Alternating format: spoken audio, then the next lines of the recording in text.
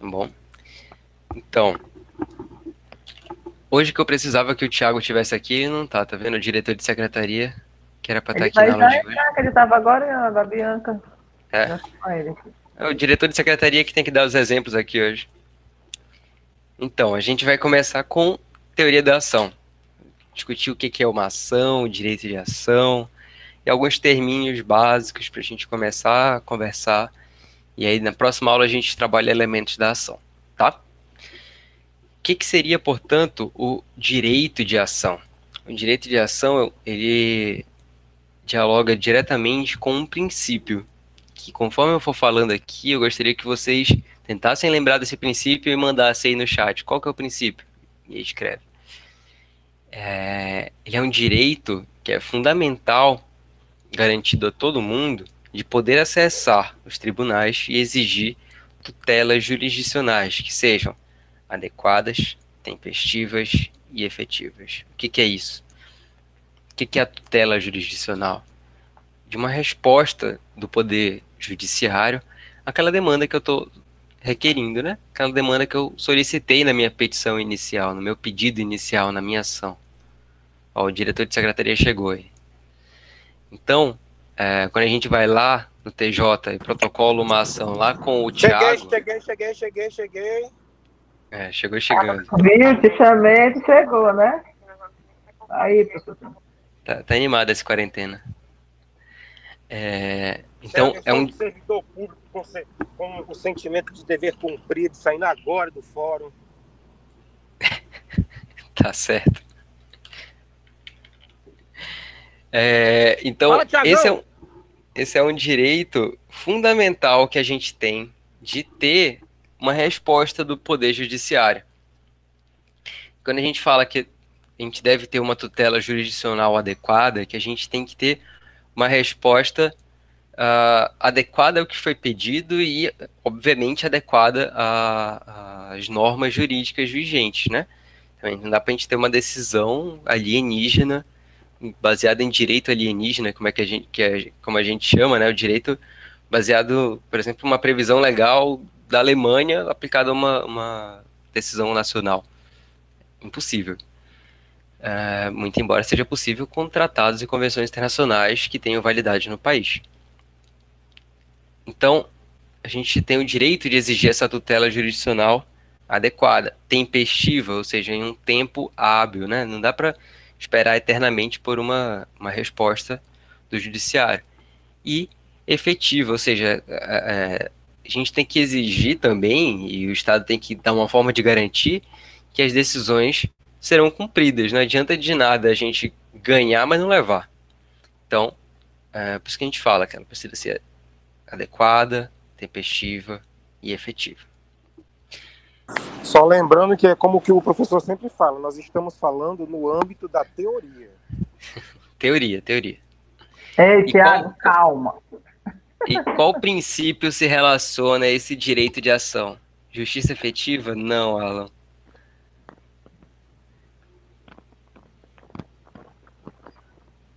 Quem mais?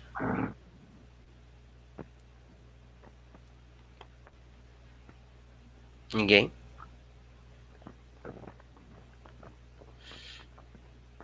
Ninguém lembra? Eu posso começar a descontar ponto das pessoas?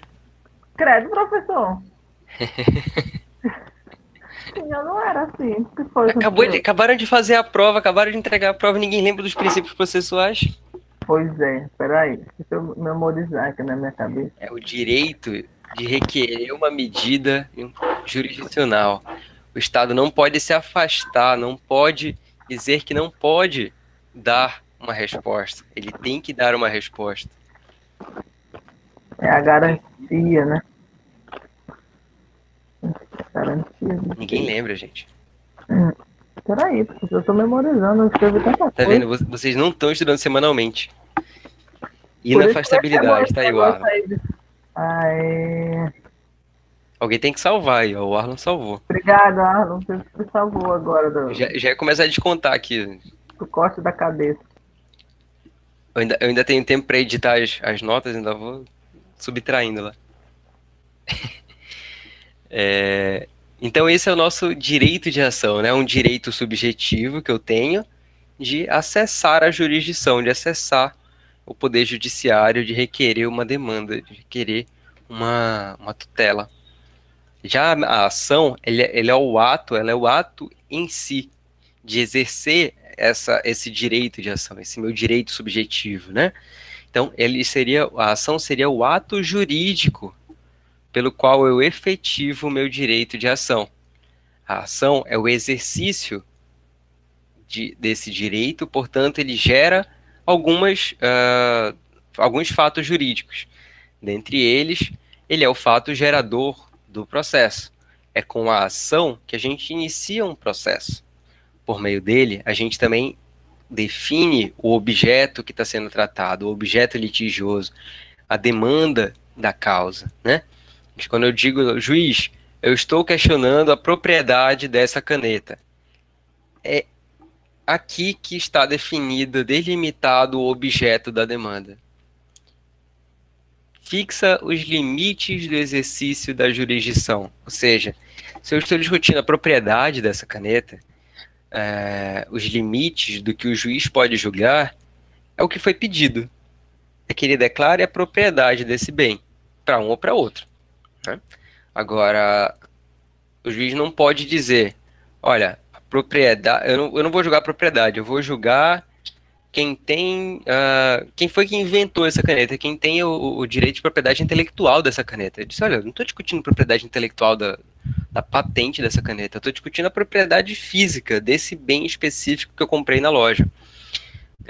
E aí é com a ação, portanto, que a gente inicia um processo, define o que está sendo questionado na justiça, o litígio em si, e fixa o limite do exercício da jurisdição, fixa até onde que o juiz pode julgar. Portanto, o processo irá se adequar ao que foi demandado. Se é uma demanda civil, a gente vai ter que ter uma resposta civil. Consequentemente, a gente vai precisar de um processo específico para conseguir chegar nessa resposta.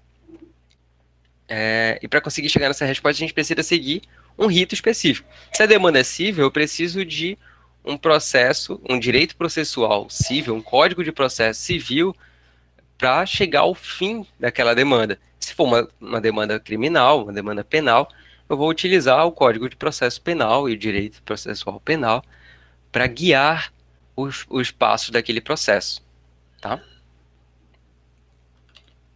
Gente, só um minutinho aqui, que eu vou dar uma ajuda para a Flávia, que ela tá meio mal hoje, ela tá passando mal ali.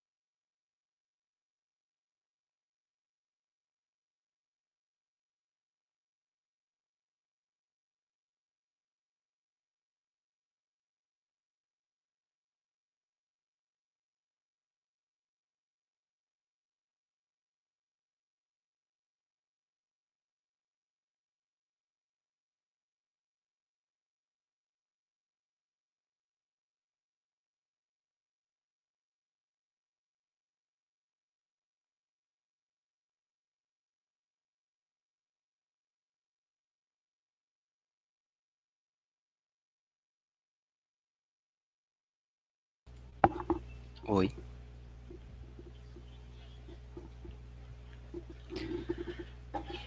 Então,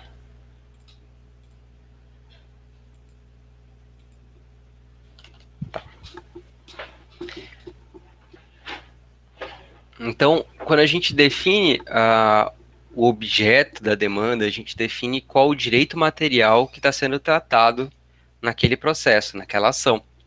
Com isso, a gente vai escolher, então, dentre os dois caminhos, dentre vários caminhos, mas dentre os dois caminhos básicos, né? Direito processual civil e direito processual penal. Com isso, o nosso direito de ação ele pode ser exercido de duas formas, prioritariamente, assim, né? São dois direitos potestativos do qual a gente escolhe como a gente vai utilizar, de que forma e se vai utilizar esse direito. O direito potestativo, portanto, é esse direito que cabe a nós escolher o seu exercício e a forma do seu exercício. Então, dentre eles está o direito de provocar a atividade jurisdicional. Eu escolho se eu provoco, quando eu provoco a atividade jurisdicional, porque eu não posso ser obrigado, portanto, a levar uma demanda para o judiciário. Se eu quiser tratar, uma determinada questão de forma extrajudicial, sentar na minha empresa, numa reunião com a parte com a qual eu estou tendo algum problema no contrato ou algo assim, eu posso sentar com ela e rediscutir os termos de um contrato e chegar a uma solução pacífica ali. Eu não preciso automaticamente levar para o judiciário. Eu posso resolver de outras formas adequadas e legais, né? Ninguém coloca arma na cabeça de ninguém. Portanto, desse direito decorre o direito à tutela jurisdicional. Se eu escolho exercer esse meu direito, aí decorre um direito meu, desse direito que eu escolho exercer, que é o direito de ação, decorre um outro direito, que é o direito à tutela jurisdicional, que é o quê? A resposta do poder judiciário, a resposta do Estado para a minha demanda em obediência ao princípio da inafastabilidade da jurisdição. Tá certo?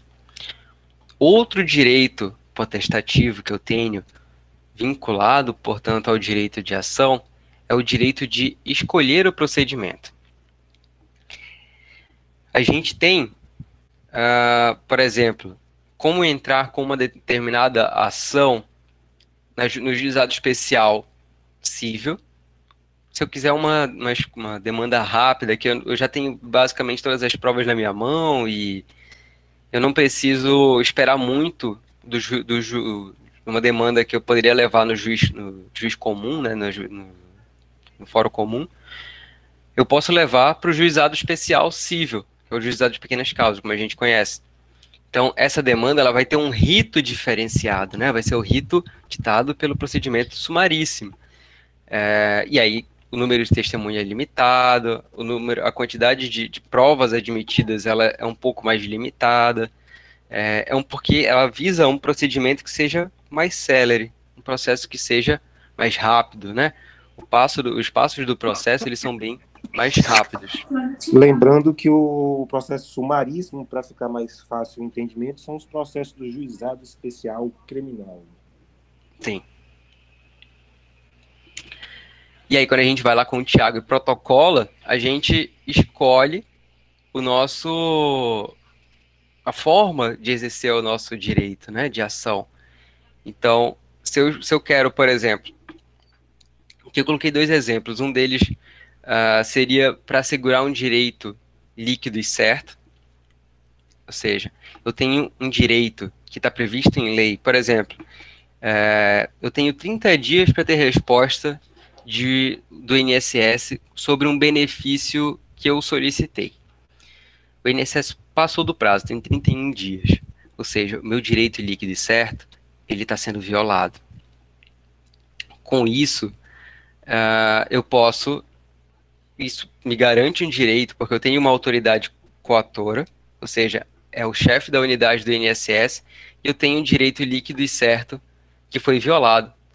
Eu entro com um mandado de segurança, dizendo, olha, juiz, eu tenho todas as provas aqui na minha mão, eu dei entrada nesse pedido administrativo na data X, e já passa para o 31X. eu quero minha resposta. Obriga aí a autoridade do INSS a me dar essa resposta. Eu tenho esse direito líquido e certo. Então, eu posso escolher esse meio que é o mais rápido, mais célere. Mas se por algum motivo eu loucamente não quero entrar com mandado de segurança, eu quero entrar com um processo comum, né? E aí eu escolho um processo que seja mais lento, ou seja porque eu esqueci dessa via, ou seja porque, por exemplo, eu perdi a documentação, algo do tipo. Ou eu preciso de uma testemunha, ou preciso de qualquer outra coisa, eu estou pedindo uma indenização, coisa que não cabe dentro do mandado de segurança. E aí eu escolho um procedimento comum, ou seja, não é um procedimento especial, que é por esse remédio constitucional do mandado de segurança. Eu escolho um outro processo. Mas o fim que eu vou ter é o mesmo. É a minha garantia de um direito que foi violado. Então a gente tem... É o Oi. meu que não está prestando ou é o do professor que está travando? Eu acho que é o meu que tá travando, tá todo mundo reclamando. Tá travando o áudio? Oi? Eu acho que é a minha internet, cara. Professor, o seu não. Creio que seja o do Tiago. Porque deu uma travadinha agora. Quando ele foi falar, deu uma travada. Mas o seu tá normal, pelo menos pra mim, né? Eu tô ouvindo bem. Uhum. Aqui tá ok, peraí. É que eu tô com um monte de janela aberta aqui, pode ser que seja isso também. Bora ver se melhora.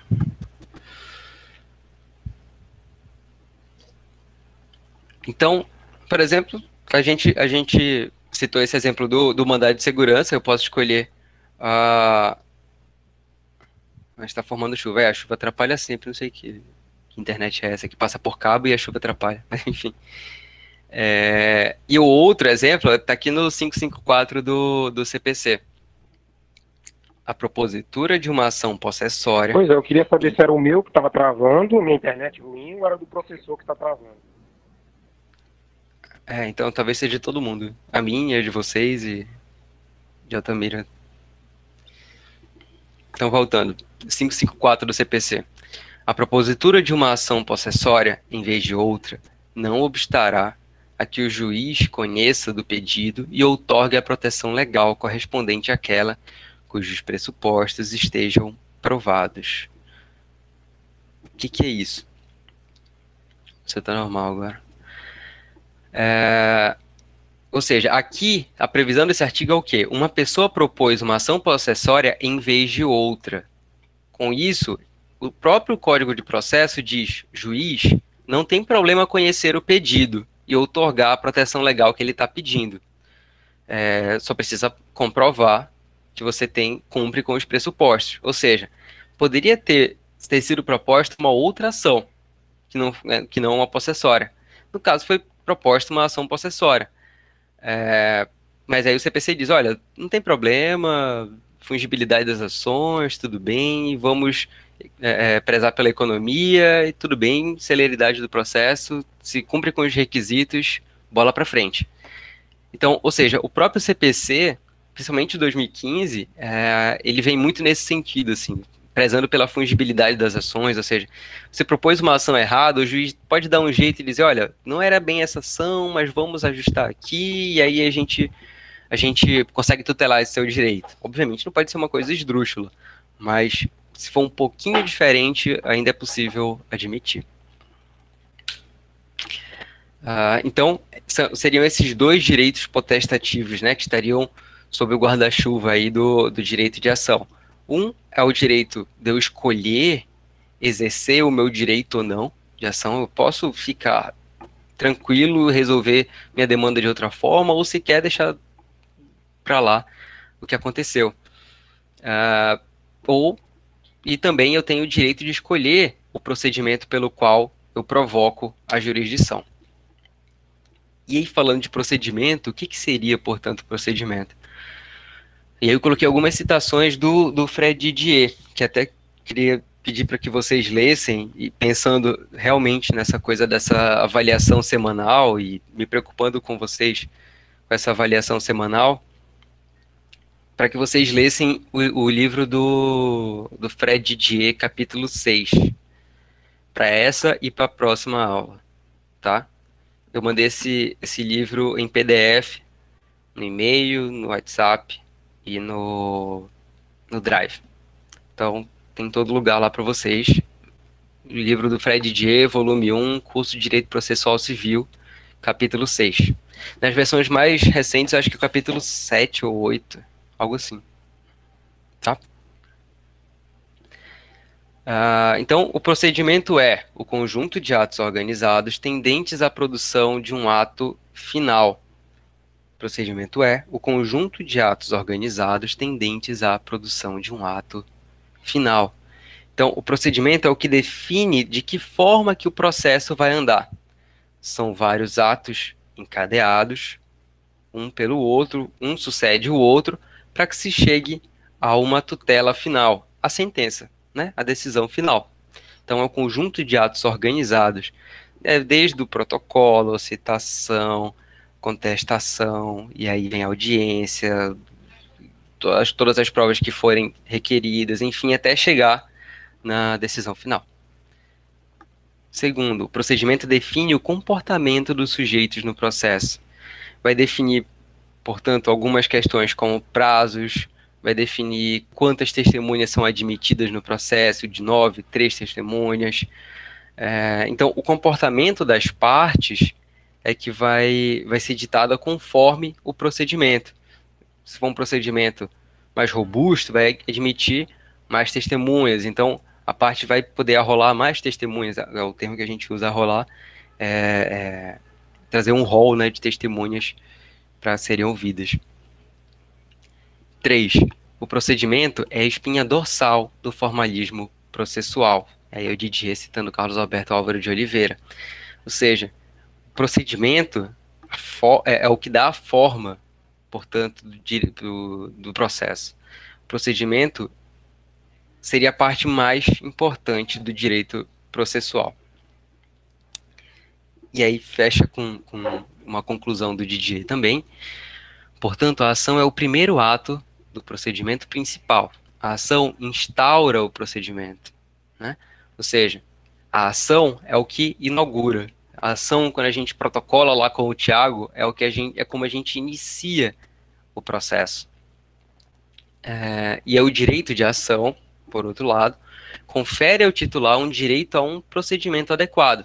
E aí lembra do devido processo legal, para bem tutelar o direito afirmado na demanda. As noções, como se vê, se relacionam, mas não se confundem. É o ato em si de peticionar e de ter o início de uma formalidade específica dentro do judiciário, e o outro é um direito subjetivo que eu escolho se quero exercer ou não, e como que eu quero exercer. E aí a gente tem dois termos que a gente usa bastante corriqueiramente, e que pode ser que eu fale de uma forma ou de outra, e aí é importante a gente relacionar aqui. A gente fala de demanda, diferentemente do que a gente fala de ação, a demanda pode se referir ao direito de ação ou com o próprio conteúdo dele. Como? A demanda pode ser, olha, chegaram várias demandas cíveis aqui, chegaram vários processos cíveis aqui, chegaram vários pedidos cíveis aqui. Ou seja, se refere ao pedido, ao direito material que está sendo requerido. Portanto, seria o conteúdo dessa provocação da jurisdição. E a demanda seria quando a gente fala, vamos demandar do judiciário uma resposta efetiva, vamos demandar do judiciário uma solução para essa questão. Ou seja, a demanda a gente está se referindo quanto ao direito de ação. Já no outro sentido, seria o conteúdo, seria o próprio exercício desse direito de ação. Então, existem essas duas faces aí da mesma moeda do que a gente se refere por demanda, tá? Vamos demandar do judiciário, aí a gente vai exercer o nosso direito de ação, e uma demanda civil, uma demanda criminal, estou demandando uma indenização, já estaria dizendo respeito ao conteúdo realmente jurídico do que está sendo requerido da tutela jurisdicional, tá bom? Esses gatos destroem tudo. Tá falhando ou tá ok aí, gente? Tá dando pra entender?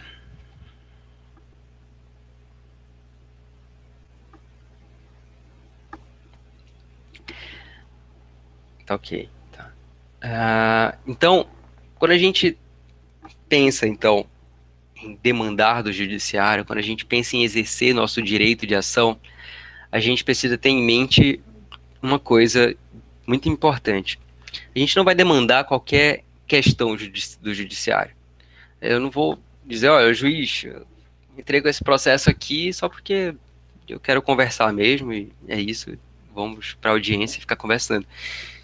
E precisa existir um fato cotidiano sobre o qual esteja envolto, pelo qual esteja envolto uma determinada norma jurídica, ou seja, existe um fato cotidiano em que uma norma jurídica incide sobre ele. E aí a gente tem, de fato, um fato jurídico. Ou seja, vamos para um exemplo tolo. Duas pessoas se cruzam no meio da rua. É um fato cotidiano e relevante para o mundo jurídico. Agora, vamos supor que exista um decreto decreto municipal que aplique multa para as pessoas que não estiverem de máscara no meio da rua. E aí a gente vê um cara sem máscara no meio da rua, passando pelo outro e acaba passando Covid. Gente, tá uma gata destruindo tudo aqui. Ai, doida. E aí esse cara tá descumprindo, portanto, uma regra. Ele vai ser passível, a conduta dele vai ser passível de multa, inclusive, talvez, uma ação criminal, dependendo do entendimento, por ele estar botando em risco a saúde pública por estar sem máscara. A gente tem um fato cotidiano, uma pessoa andando no meio da rua, porém ele está descumprindo uma norma, que era o que ele deveria estar de máscara. Ou seja, a gente tem um fato cotidiano que nele incide uma ou mais normas jurídicas. E aí se torna um fato juridicamente relevante. E aí eu posso provocar o judiciário, eu posso demandar do judiciário uma resposta para aquela conduta. Então, o meu direito de ação, ele pressupõe que exista uma relação jurídica prévia àquela ação em que nela incide uma ou mais normas jurídicas. E aí se torna um fato jurídico relevante para ser questionado e ser decidido pela jurisdição estatal. E aí a gente entra no que a gente vai estudar na próxima aula, que diz respeito às partes, à causa de pedir e ao pedido. A gente vai estudar na próxima aula os elementos da ação. É por isso que eu estou pedindo para que vocês leiam o capítulo 6, e por isso que a gente não pode avançar muito, porque tem gente que vai fazer segunda chamada e não está aqui. E se perderem uma aula dessa, eles vão ficar completamente perdidos e vai atrapalhar e não vou conseguir fazer avaliação e tudo mais. Então a gente vai passar para os elementos da ação, para estudar quem são os sujeitos, né, quem são as partes, a causa de pedir, ou seja, quais são os fatos relevantes, o cotidiano, o fato cotidiano que aconteceu e qual a norma que incide sobre ele, ou seja, a causa de pedir. Né? Seriam os fatos e o direito que envolve aquele acontecimento. E, além disso, o pedido, que é o objeto da demanda. É o direito material que está sendo requerido do judiciário. Então, seria a prestação processual que a gente requer uma tutela da atividade jurisdicional. E aí, por isso, eu peço que vocês leiam o capítulo 6 do Fred Didier para a próxima aula. Em teoria... Qual é, professor? 6 do livro do Fred Didier. Ah, tá. Fred Didier. Da outra vez eu tentei deixar vocês livres para ler qualquer livro, e a maioria das pessoas não leu nenhum livro, e chegou na prova as pessoas citaram o Infoescola. E aí, preocupado com isso, eu resolvi indicar capítulos específicos de livros específicos para ver se dá certo dessa vez. É melhor indicar, professor, é melhor. Tá. Para mim, né? Sim. Então, gente, deu para entender?